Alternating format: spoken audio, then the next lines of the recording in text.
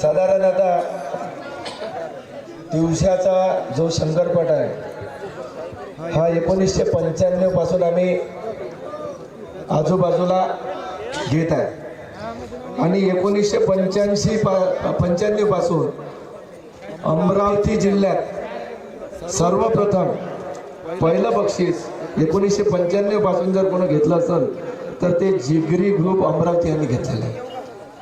95 पासून आजपर्यंत अमरावती जिल्ह्यात कुठलाही बैल धावलेला नाही आणि कुठल्याही बैलांना आजपर्यंत पहिलं बक्षीस घेतलेलं नाही।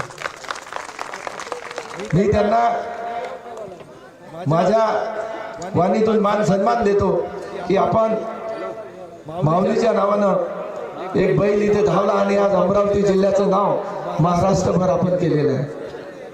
असाच एकोपा आपण कायम ठेवून आपल्या जिल्ह्याचं नाव कायम ठेवावं। आम्ही भाऊसाहेब पंजाबराव देशमुख यांच्या जयंती निमित्त 27 तारखेपासून हा पट सुरू केला आणि इथे डॉक्टर भाऊसाहेब पंजाबराव देशमुख यांचा चित्रपट सुद्धा आपण इथं 3 दिवस तयार केला। याच्यामध्ये आता तुमची जोडी दिसणार आहे त्या चित्रपटामध्ये आणि जे जे लोक प्रेक्षक असतील ते सुद्धा त्या चित्रपटामध्ये दिसणार आहे आणि पुढचा आता जो काही सिनेमा पुढे पुढे चालत जाईल तो त्या प्रकारे बनत जाईल आणि तो जेव्हा प्रदर्शित होईल तो सुद्धा आपण या पटाची इथे आपण पुढच्या वर्षी दाखवू।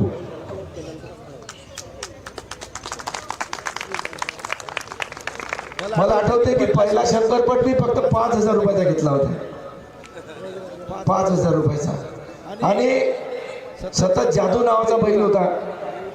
त्याला 4 वर्ष आमच्या इथून बक्षीस नेलं।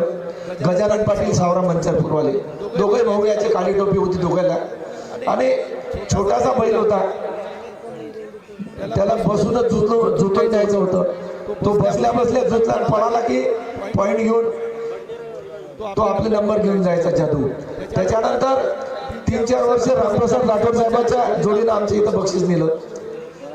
साधारण 10-12 वर्ष झाल्यानंतर मधात त्या मेनका गांधी आल्या आणि त्यांना बैलाविषयी खूप प्रेम आलं, दाटून आलं प्रेम आणि त्यांनी सांगितलं की हे जे शंकरपट आहे हे बैलांना मोठ्या प्रमाणात टोचतात, त्यांना पुराणी लावतात आणि त्याच्यामुळं जे काही बैलांना त्रास होतो तो त्रास त्या बैलांना सहन होत नाही।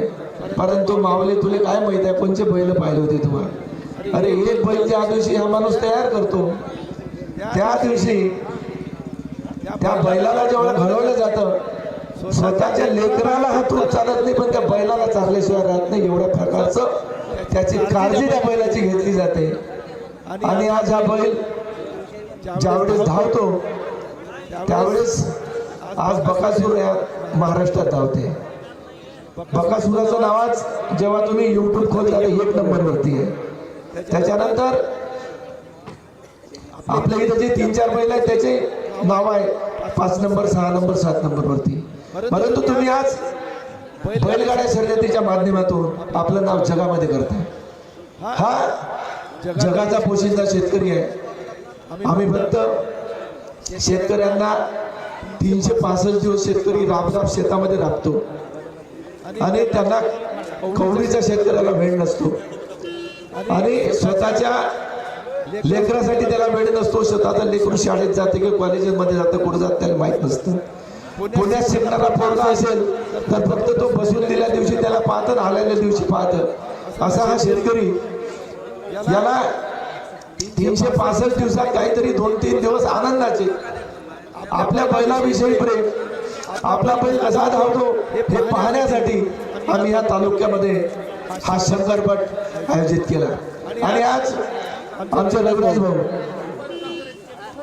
यांना मागच्या वर्षी सांगितलं की रविराज भाऊ आपण शेतकरी पुत्र आहोत आणि शेतकऱ्याच्या घरी जन्मलेलो आपण आणि ह्या शेतकऱ्याचा खुला नाद आपण इथे सुरू केला पाहिजे म्हणून रविराज भाऊंना सांगितलं आणि जसं शासनाने परवानगी दिली मागच्या वर्षी त्याच्या मागच्या वर्षी चोरून पट झाले पण मागच्या वर्षी आपण खुलं शासनाने परवानगी देऊन हे पट सुरू झाले आणि ते पट आम्ही चालू ठेवला आणि मागच्या वर्षी पट चांगला झाला यावर्षी चांगला झाला. परंतु माझी क गटाच्या बैल जोड्यावाल्यांना विनंती आहे की आपण शेवटच्या दिवशी खूप धूम करतो जोड्या सोडायची, कोणाच्या बापाने ऐकत नाही. परंतु पहिला दिवस जो आपला उद्घाटनाचा असतो त्या उद्घाटनाच्या दिवशी क गटाच्या जोडीवाल्यांनी आपल्या जोड्या सोडल्या पाहिजे, अशी माझी आपल्याला मनापासून विनंती आहे. त्या दिवशी 10-15 जोड्या धावतात बक्षिसाच्या दिवशी, आणि आज आपण अंधार पडेपर्यंत एकमेकाच्या अंगावर पायटांगी नेण्यापर्यंत, बैल नेण्यापर्यंत आणि त्या कमिटी वाल्यासोबत वाद करण्यापर्यंत बैल सोडण्याचा प्रयत्न करतो. परंतु विनंती एवढी आहे की आपण एवढ्या दुरून आपला शो दाखवण्यासाठी येतो. कोणी हिंगोलीहून येतं, कोणी जालन्याहून येतो, कोणी मध्य प्रदेश मधून येतो. रामप्रसाद राठोडच्या बैलांनी आज अलप खाल्ला होता, त्यांनी जोड्याच सोडल्या नाही नंतर, कारण वेळ झाला. आणि आपण अजून एक दिवस वाढवला असतं त्याचाही विषय नाही. परंतु आमच्याही मागे एवढं काम आहे की उद्या आम्हाला संभाजीनगरमध्ये मेळावा आहे. सकाळी 12 वाजता संभाजीनगरमध्ये पार्टीच्या कार्यक्रमाला हजर राहावं लागते. रविराज भाऊला मेळावा आहे आणि तिथे हजर नाही राहिलो तर तिथं सुद्धा शिवाय ऐकावं लागते. म्हणून आपली विनंती आहे की पुढच्या वर्षी आम्ही असा पट घेऊ आणि भव्य बक्षीस ठेवू. पुढच्या वर्षी आला टाइम तर पुढच्या वर्षी आमचा याच वर्षी स्पॉन्सर होता. स्पॉन्सरवाल्यानं आम्हाला सांगितलं होतं की मी तुम्हाला एक महिंद्रा कंपनीचा ट्रॅक्टर देतो, परंतु मध्यात आचारसंहिता आल्यामुळे त्याचं आमचं काही मध्यात गणित जमलं नाही. परंतु निश्चित पुढच्या वर्षी 575 सरपंच नावाचा ट्रॅक्टर आम्ही पहिलं बक्षीस ठेवू आणि त्यासाठी आपण दुरून जोडावल्या एवढीच विनंती करतो.